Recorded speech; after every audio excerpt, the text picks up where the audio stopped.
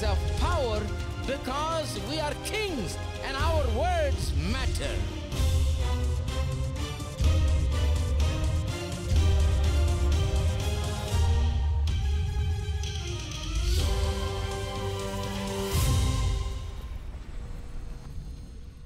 When you give, you cannot become poor.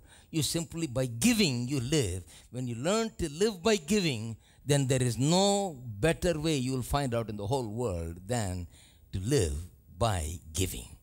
I will come and bow down at your feet, Lord Jesus. In your presence is fullness of joy. There is nothing, there is no one who compares with you. I take pleasure in worshiping you, Lord. Just worship Him. I will come and bow down at your feet, Lord Jesus. In your presence is fullness of joy. There is nothing, there is no one who compares with you. I take pleasure in worshiping you, Lord. Heaven is your throne, and the earth is your footstool.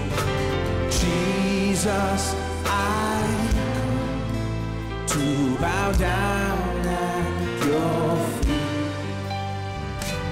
Oh, how I love just to worship before you in your presence.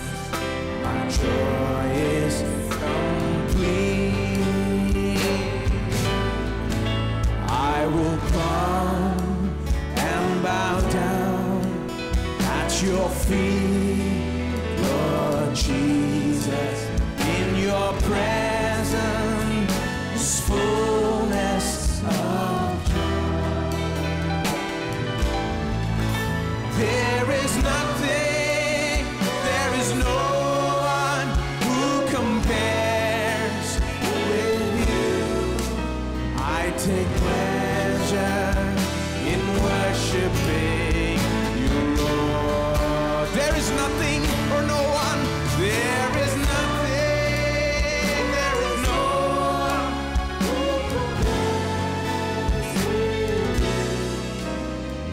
Take pleasure in worship. I take pleasure in worshiping. I take pleasure in worshiping you, Lord.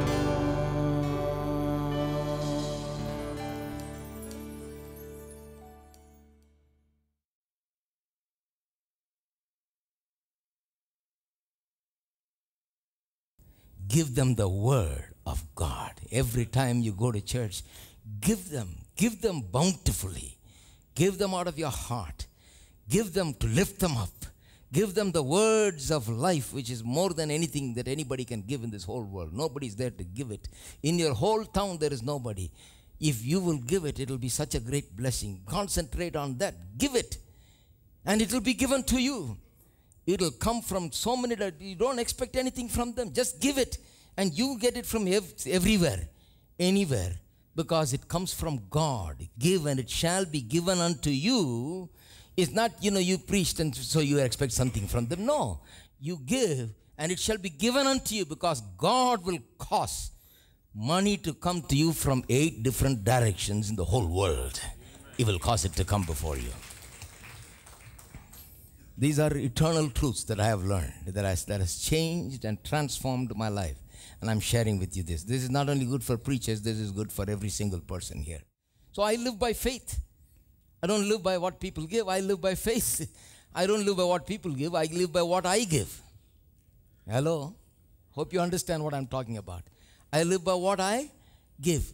You live by how? You live by what not what your uncle gave. Rich uncle. If that's so, you'll be disappointed one day because your rich uncle is going to die and go away one day. Then you say, my God, my rich uncle, where is he, But there is one that never dies, that supplies all your needs according to his riches in glory in Christ Jesus. Amen? So focus on that. So that's what it's talking about. If you give bountifully, you will receive bountifully. The man who gives bountifully will never ever lack anything. I challenge you today. He will never lack. You can't become poor. You can't. You cannot become poor. I remember Paul Yonggi Cho saying that, he gave houses and things like that, and every time he got a better house, He says he couldn't even try to become poor. It's impossible to become poor. Because when you give, you cannot become poor. You simply, by giving, you live. When you learn to live by giving, then there is no better way you will find out in the whole world than to live by giving. Not by work, but live by giving. You work, but live by giving. And Paul is simply teaching that. Paul outrightly teaches that.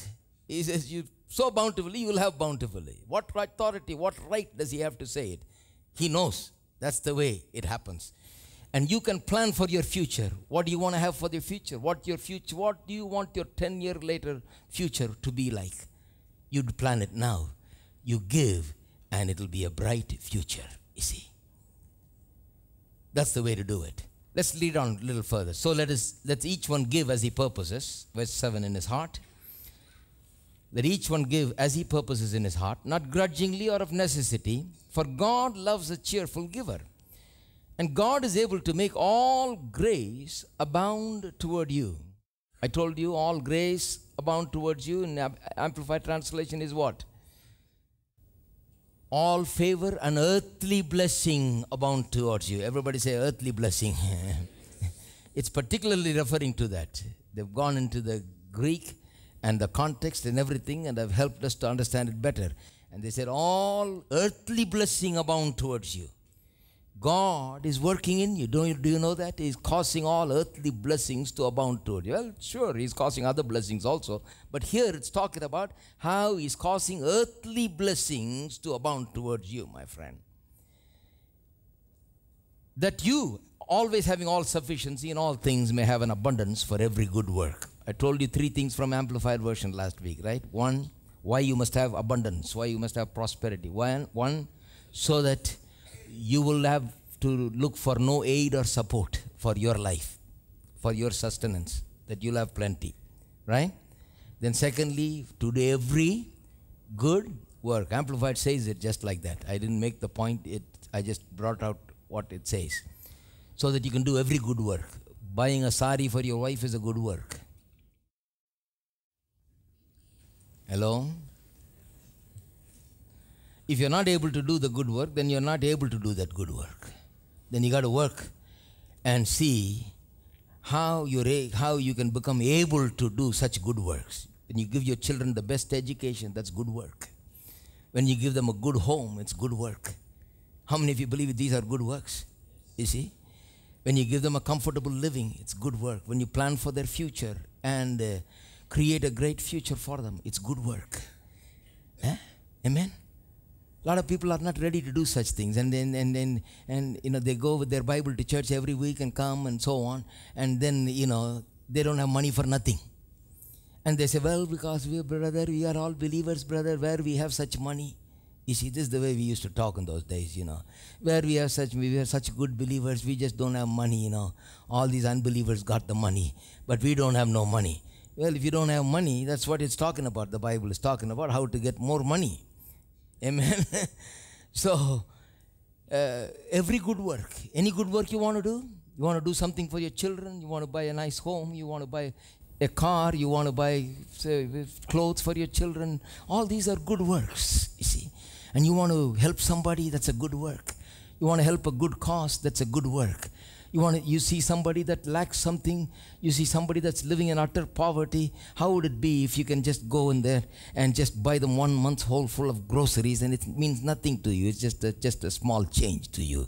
You can just buy 2,000-3,000 worth of groceries to them and feel nothing about it. Don't even feel a pinch about it because you got so much. That's a good work. Anything that you want to do, you think you want to do, that's a good thing I want to do, I'd like to help. And you must be able to do. That's the second reason. The third reason I told you is to make charitable donations. Right? A lot of people are not able to make charitable donations. They want to make, but they don't have it. There's a lot of want to make people, Christians, but don't have people, like I told you, because they don't believe in abundance, you see. They have a good heart, they're good Christians. If they die, they will go to heaven. But they'll do nothing for the kingdom of God. They want, they want to do this. They want to give so many crores, this, that, and everything. They, Pastor, if I just get that lottery. One fellow wrote to me, I'm getting $150 million in the lottery, and if I get that lottery, I'm going to give you my tithe. He said, I wrote him back and said, I'm sure you will never be able to give me that tithe. He said, how? I said, because you've never given. This is not the way. We don't live by lotteries. The Bible says, give and it shall be given unto you. The Bible says, sow bountifully, you'll reap bountifully. So I know you won't be able to give because you've never given. You always say, when you get the crores, you will give, and it will never ever happen. I can guarantee you it will never happen.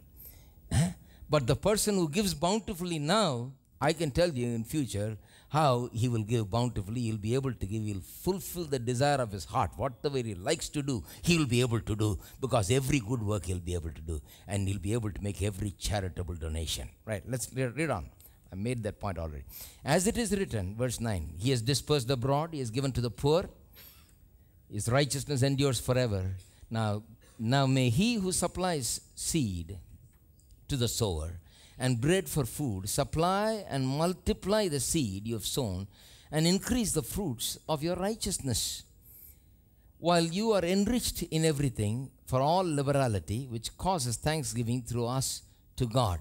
For the administration of this service not only supplies the needs of the saints, but also is abounding through many thanksgiving to God. Now I want to read this in Amplified Version. 2 Corinthians chapter 9, verse 12, I want to read. The verse that I just read, I want to read in Amplified Version, verse 12. Right? It says, is abounding through many thanksgiving to God. Now listen to Amplified Version, chapter 9, verse 12. For the service that the ministering of this fund renders does not only fully supply what is lacking to the saints, that is God's people, but it also overflows in many cries of thanksgiving to God. Let me read the last part again. It is not only supplying what is lacking to the saints, that is God's people. That is, he is taking money to Jerusalem, collecting money to take to Jerusalem. It will not only supply their needs, he says, but it also overflows in many cries of thanksgiving to God. This is the thing that I like about prosperity, because when you're prosperous, then you're able to give, make charitable donations. When you're prosperous, you're able to bless people. Bless people in all kinds of need. When you're prosperous, then you're able to just give here, give there, give everywhere, give so much, and it doesn't matter to you because you got so much. In the paper you read about so-and-so gave 25 lakhs for this hospital and this school and that, this thing, and they've given this many crores for this and this many crores for that, I'd like to see some Christians give that kind of thing and read it in the paper like that.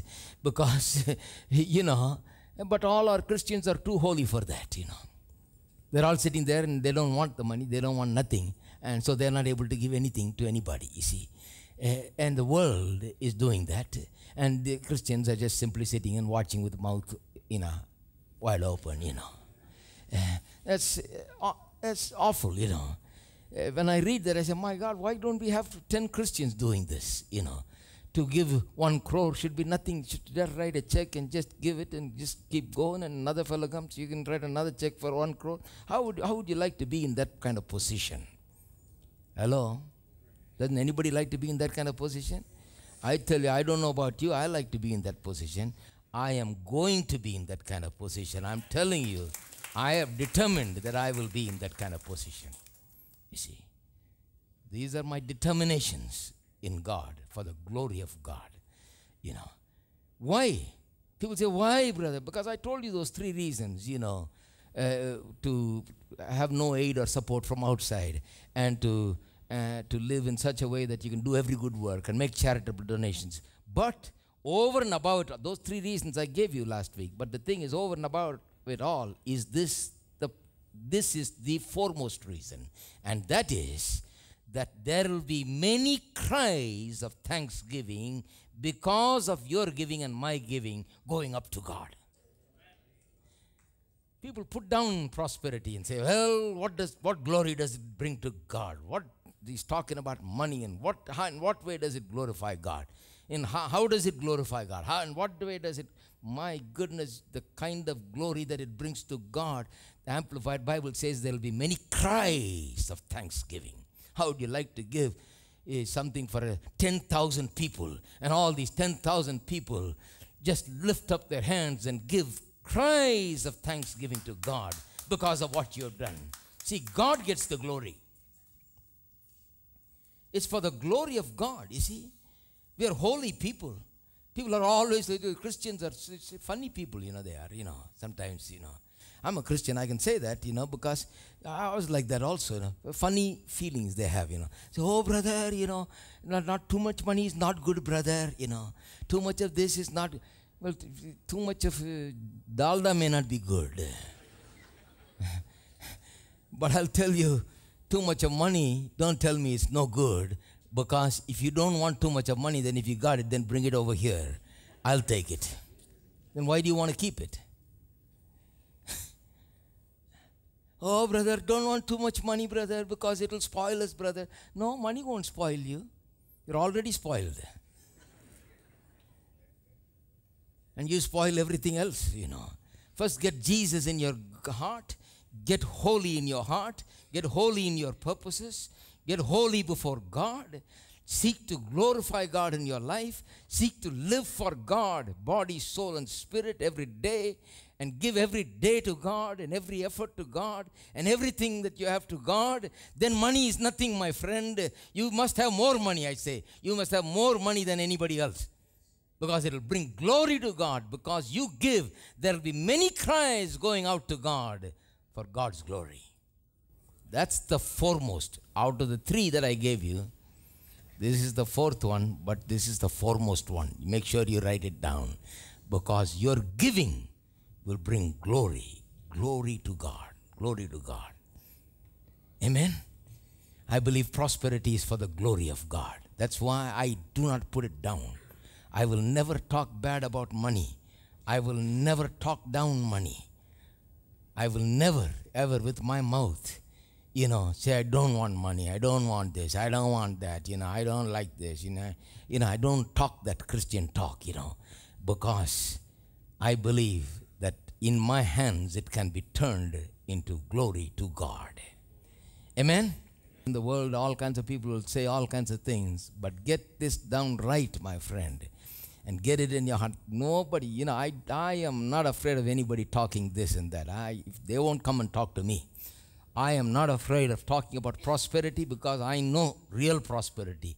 I am talking about real, holy, sanctified prosperity, where it is for the glory of God. So I am unashamed in talking about it. I'll never be ashamed in talking about it.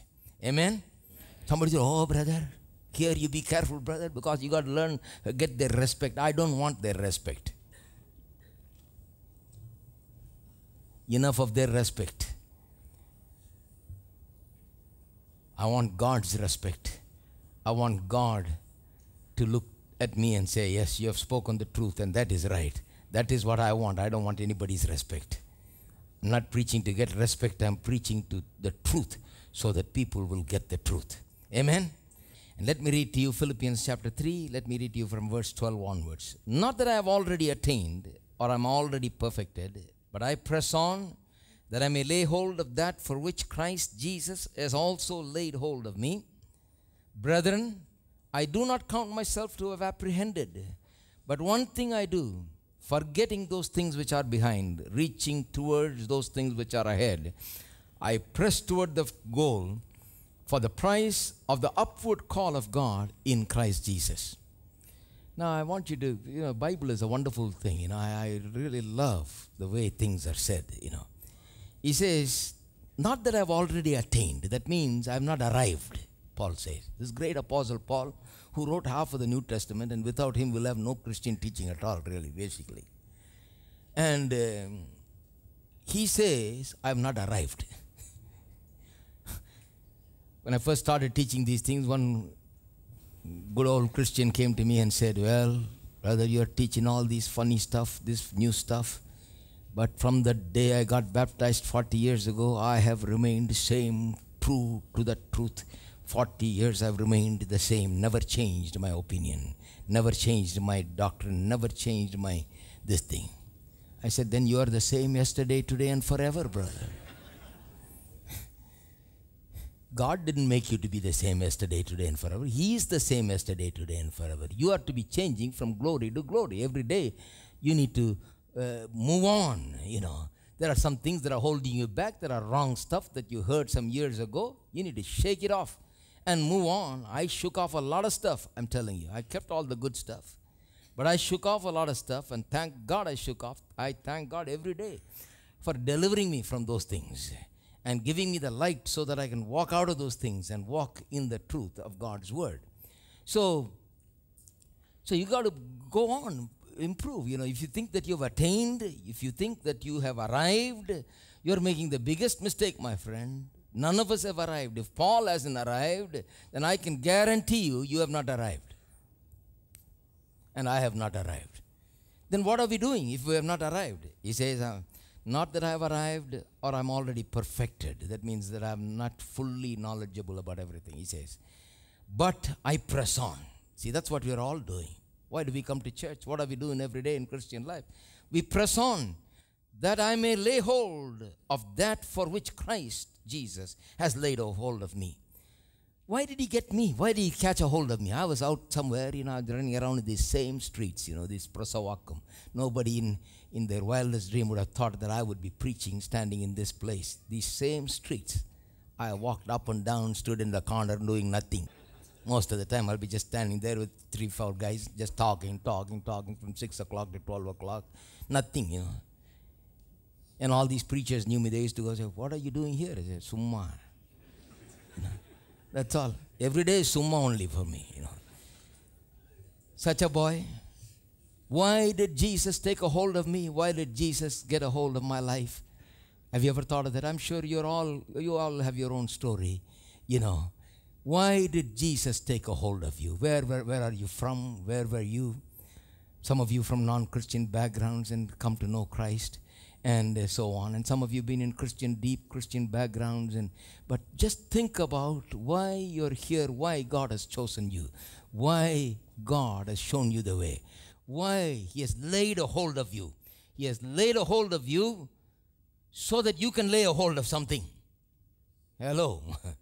So be in the business of laying hold of the thing for which you've been laid hold of. Don't miss it. Don't just get saved and just live and just pass your life and then die in the end and just go to heaven, You've been laid hold of not just for heaven. You've been laid hold of something for here. There is something that you must attain here. There is something that you must press on, move forward to. And what is that? Brethren, I do not count myself to have apprehended. That means I do not count myself to have apprehended everything, know everything. No. I've not arrived, he says once again. But one thing I do, forgetting those things which are behind and reaching forward to those things which are ahead. Now I like that. That's what I want to share with you.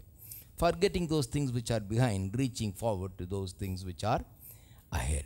Many people can't have a good future because of their bad past. Your past is stopping you from having a good future.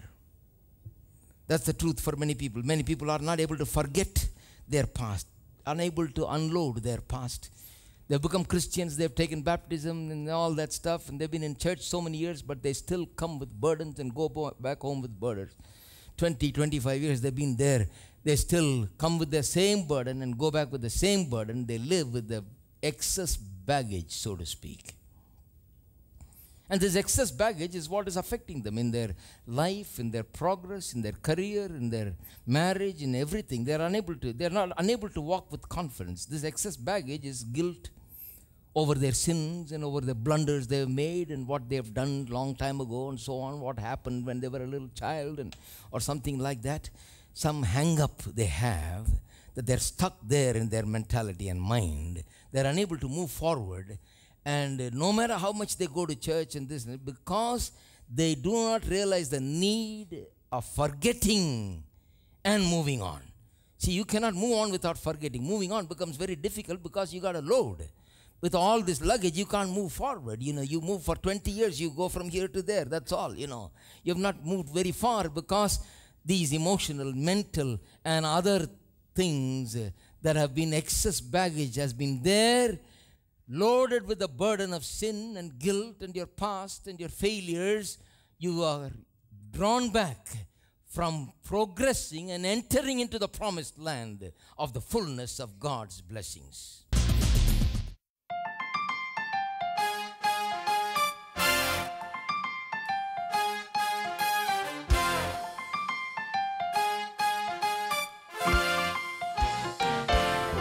God is good, our God is great, our God is true.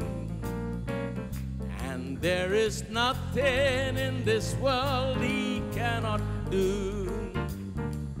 His mighty hands were made available to you.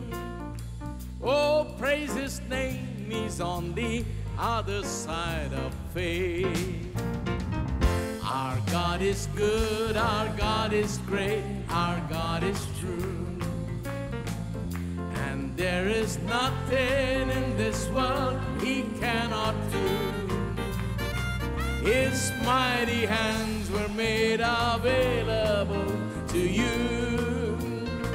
Oh, praise His name, He's on the other side of faith. Keep pressing on. Keep pressing on. God's on the other side of faith. And though the clouds may for a moment fade, remember God is on the other side of faith. Keep pressing on. Keep pressing on.